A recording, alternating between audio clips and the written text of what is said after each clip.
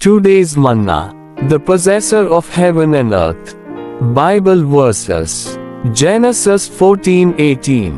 And Melchizedek, king of Salem, brought out bread and wine. Now he was priest of God the Most High. Genesis 14:19.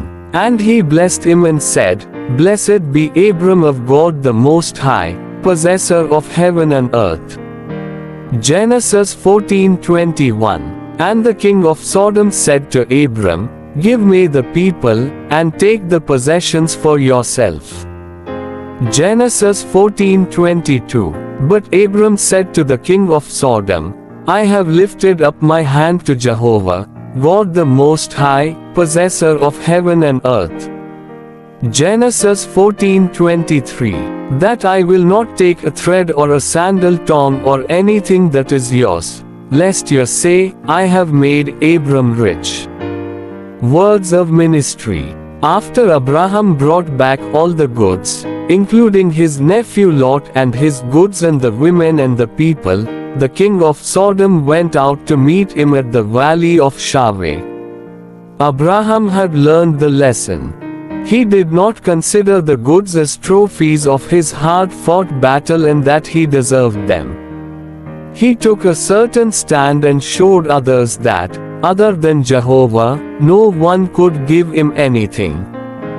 Abraham called God, the possessor of heaven and earth. We should not think lightly of this title.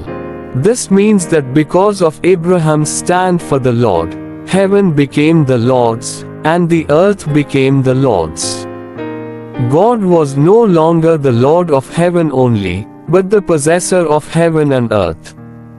Abraham did not invent the title, the possessor of heaven and earth. He learned this from Melchizedek. After he slaughtered Chedorlaomer and the other kings, he met Melchizedek at the valley of Shaveh, which was the king's dale.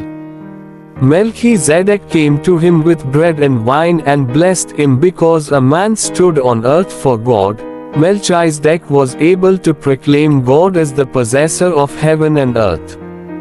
This is the first time in the Bible that God was called the possessor of heaven and earth.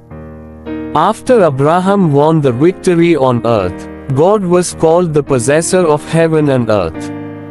Amen.